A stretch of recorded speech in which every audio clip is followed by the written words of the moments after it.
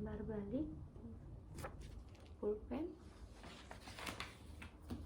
dan buku untuk mencatat. Baik, assalamualaikum warahmatullahi wabarakatuh. Perkenalkan, nama saya Bidan Wiwit. Saya bertugas pada pagi hari ini. Di sini nanti bisa berkonseling dengan saya ya. Untuk nantinya saya akan jelaskan bagaimana prosedurnya. Yaitu nanti mbaknya bertanya, saya memberikan konseling. Lalu di sini saya sudah melakukan cuci tangan, privasi sudah terjaga, sudah aman ya. Di sini dengan Mbak siapa? Sebelumnya Mbak Reni, umurnya 26 tahun, dari Setu. Ada keluhan apa Mbak? Oh, mbaknya ada rujukan dari dokter karena didiagnosis penyakit gestasional yaitu diabetes mellitus atau DM. Sebelumnya gimana Mbak pemenuhan nutrisi kebutuhan sehari-harinya? Oh, mbaknya suka makan atau minum es manis. Oh ya, terus mbaknya juga sering makannya banyak gitu. Kebutuhan energinya 2000 kalori, proteinnya 75 gram dan karbohidratnya 190 gram. Oke. Di sini nanti saya akan jelaskan mengenai nutrisi pada remaja ya Mbak, karena sangat penting sekali nutrisi saat remaja itu. Apakah Mbaknya setuju? Ya, baik, di sini akan jelaskan ya. Di sini saya menggunakan lembar balik. Sebelumnya Mbaknya tahu nggak sih pengertian nutrisi itu apa? Yaitu komponen penting yang menunjang kelangsungan proses tumbuh dan kembang. Karena kita dalam pertumbuhan dan perkembangan organ tubuh kita membutuhkan nutrisi agar terpenuhi dan tercukupi. Terus pentingnya apa sih? Karena saat remaja kita mengalami pertumbuhan yang sangat pesat. Karena kita udah memasuki usia pubertas. Terus kita kadang kebiasaan jajannya dilihat. Kita kan dapat menstruasi. Terus kita kan memperhatikan penampilan fisik. Oh iya nih, kalau ini harus bodinya harus bagus atau body image-nya harus bagus nih, harus ideal gitu. Bagaimana cara kita mendapatkan body yang ideal supaya dilihat orangnya enak gitu kan ibarat katanya. Terus apa sih gizi yang seimbang itu untuk remaja? Yang pertama, kita biasakan makan 3 kali sehari, yaitu sarapan pagi sebelum jam 9 pagi, kemudian makan siang dan makan malam sebelum jam 7 malam. Lalu biasakan makan 3 kali sehari itu dengan siapa? Yang terutama yang paling dekat yaitu dengan keluarga. Karena kalau dengan keluarga kita akan tahu makanan yang dihidangkan oleh keluarga itu pastinya bergizi gitu. Terus biasakan makan dari sumber protein. Protein itu ada apa aja sih? Protein hewani itu dari ikan, ayam, telur, daging dan lain sebagainya. Kemudian dari protein nabati. Protein nabati itu dari apa sih? Dari kacang-kacangan, yaitu contohnya apa? Dari tempe, dari tahu, seperti itu. Terus berapa aja sih kebutuhan protein kita? 30% untuk protein hewani dan 70% untuk protein nabati. Seperti itu. Karena di dalam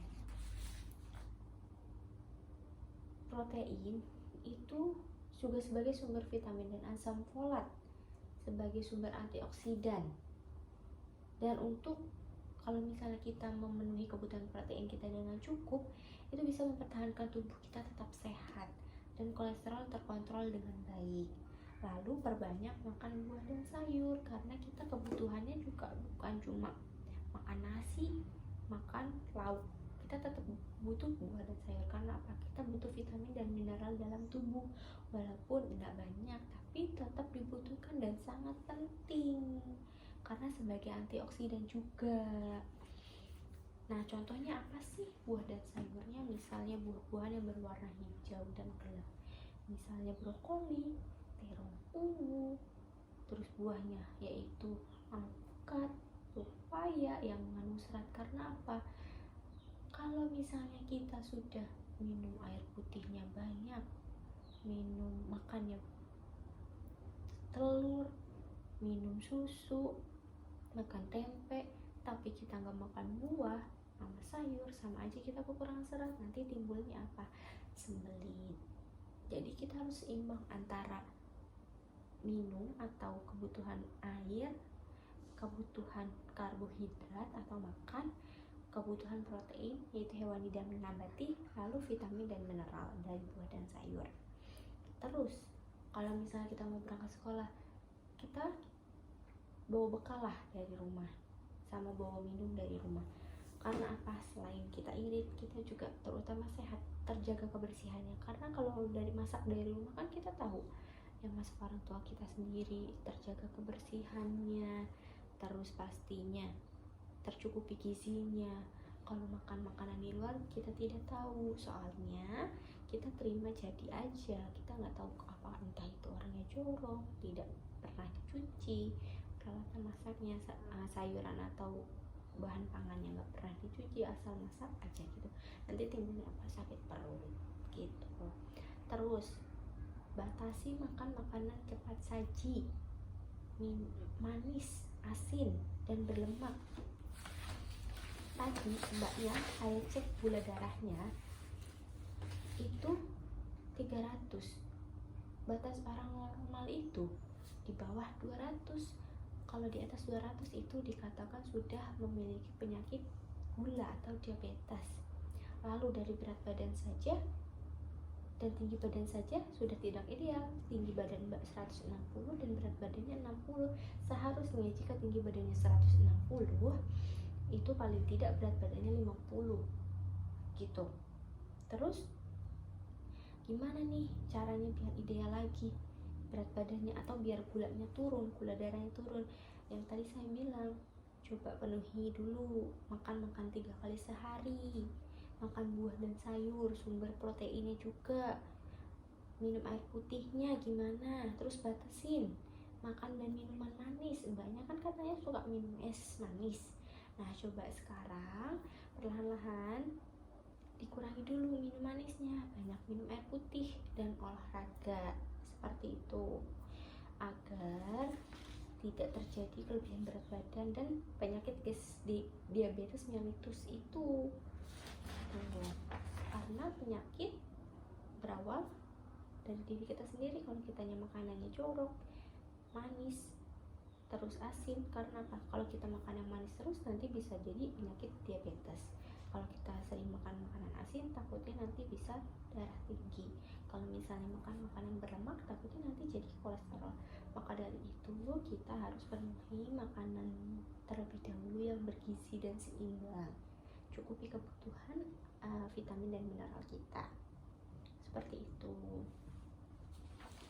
Jangan khawatir, yang penting kita harus bisa menjaga pola makan kita atur terlebih dahulu gitu.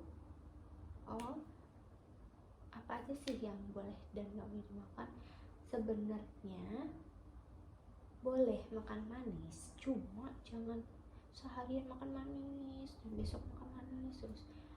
Boleh hari ini makan manis tapi sedikit saja, besok makan manis tapi sedikit saja, jangan terus setiap 1 hari full itu makan manis. Karena apa?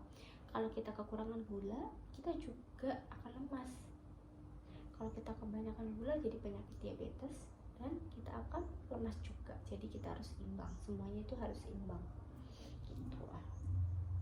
Sebelumnya apakah ada yang ditanyakan mbak dan cukup jelas? Oh baik, kalau jika sudah jelas dan tidak ada pertanyaan, saya ucapkan terima kasih atas waktunya. Wassalamualaikum warahmatullahi wabarakatuh. Melakukan dokumentasian dan cuci tangan.